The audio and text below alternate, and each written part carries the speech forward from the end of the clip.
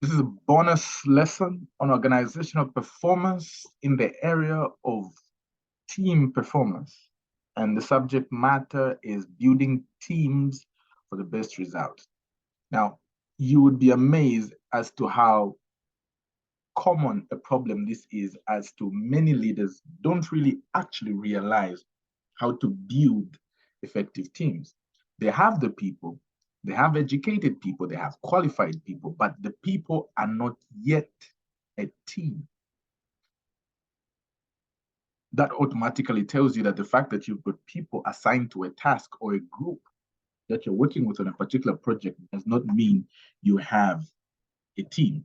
Now, a team will have its own definitions and its own parameters, but we want to see if we can give enough tips out for the leader out there.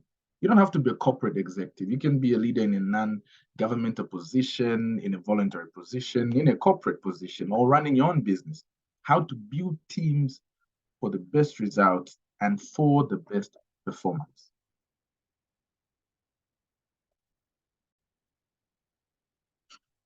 Right. Firstly, if you're a leader out there or if you're part of a team, I would like you to know teams get the job done. When you start out at a particular level, especially very common to entrepreneurs, it's very common that you're going to be doing almost everything yourself. You're going to be the main man, the starting man, the middle man, and the finishing man, and the reporting man, and the review man, and the cycle all over again. But as you grow, you realize that you get one or two people to help you with the work. If you're already working in an organization, which means this has already been taken care of, probably because of the large funds or the support the particular company organization has. Depending on the task you have or what you're trying to achieve, I want you to take note of this as a leader. Teams get the job done. If you're taking notes, I'd like you to highlight that you are more productive and effective if you can extend your abilities in a team. Let me try to explain this. I'm trying to say, if, for example, you are very good at a particular skill or a particular set, let's say project management, you're good at really following up a task and making sure it meets the particular deadlines and following up the different units, you are more effective, productive, and successful if you can extend this skill with either two, three, or four other people. Now, even that is quite some work, extending it to three, four, five other people. But if you can do that successfully, you have got a good team.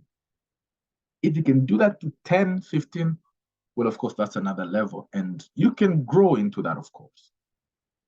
But that's an additional component you really have to imbue into yourself, how to extend your personal strength and unique abilities to other people. It may mean teaching them sometimes. It may mean having them cooperate with you in one area sometimes. Or it may mean simply showing them why they must excel in that area. But the more you extend yourself, the more you have an effective team, the more you have the results you are looking for.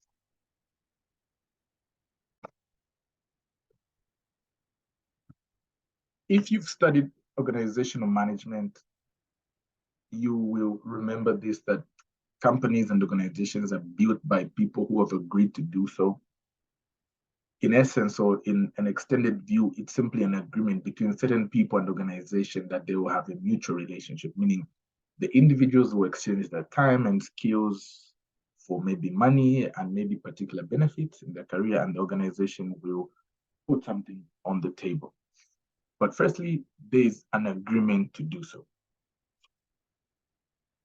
Now, a team is a group of people that is leased to drive the goals of the organization. Meaning the fact that you've employed people does not necessarily mean you have a team. Remember, it's a mutual relationship, so it is only as effective as far as the people are getting the benefits they think they should get. If they think they're only there to get paid, their mindset are programmed to only believe they're there to get paid. So, but a team is successful if the individuals in that team believe in what is being worked on, believe in the goals, understand the goals, and therefore attach themselves. And that's why I was saying a team then is leased or borrowed to drive the goals of the organization. Meaning you employ people, then you build a team out of the people you employ. That's a very important point. The fact that you've employed people does not necessarily mean you have a team. You must create and form the team. It must have values, principles, goals, visions, a mindset, a culture that these people buy into beyond the benefits they were expecting. Remember, sometimes a team may not actually give the individuals in the team the benefits that they were presented with when they made the agreement with the organization. So there must be an extra cause that these people can connect with. You must attach value to teamwork to get value that allows the organization to meet its goals. Meaning you must believe in this concept. The people must be made to feel like you believe in the team, like you value the team. That you being together is so much better than you being without them. And even if they were to leave, they would be greatly missed, but you would still continue to find somebody that still helps the team. In that case, the team immediately becomes a self entity, a new individual entity, away from the people that make the team. I mean, it's got a mind of its own, it's got a functioning of its own. And the people that make up the team must be made to see this and believe. Now, this will not happen, cannot happen, unless it is driven from the top.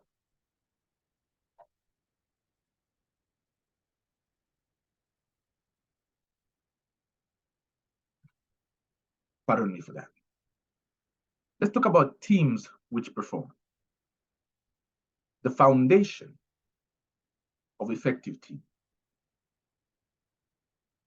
Teams that perform have a clear understanding of the why, the what, and the how. The why, the what, and the how. The WWH, if you may. As a leader, you are effective if you explain the why, the what, and the how to the members that form the team. You meet people, you meet individuals or employees when you can clearly and effectively explain the why, the what, and how of why you've called them, the reason they're there, and the essence or the lifeline behind the team you're trying to build, then you allow them to buy into a team. Now, you may be wondering and saying, I'm speaking a lot of jargon. What is all this nonsense I'm talking about? Why do I need people to buy into a team? Because you have to understand the fact that you're paying people or the fact that somebody has a title does not mean they're part of a team. People who are really developed or have a certain level of moral value will do the job they are required to do to the best of their ability. Remember, we're talking about effective teams, teams that perform. You want a certain degree of performance, meaning they must be able to have a certain concept beyond just what is required of them to do, but where they can see themselves be directly connected to the life and success of this team. That calls for extra ingredients. Great team members want to know and understand the WWH. Now, they may never say this. It may never be mentioned. But as a skill, you must know at every moment, always be sure that you're clearly understood regarding the WWH. You will then get feedback from the teams to understand what they have perceived from your why, what, and how. Different people will see this in a different way. They will try to relate to how this fits into their personality, into their goals, into their ambition, into their present situation, to see if it's something they would like to buy into, or to see or determine the degree to which they can buy into. the team. Teams help focus on key areas for maximum results. Some key concepts. The understanding and communication of the leader sets the tone for the team. Your belief in communication, your pattern of communication, your clarity of communication sets the tone for the team. Everybody will draw out according to their ability and capacity. Everybody will draw out of your WWH according to their ability and capacity.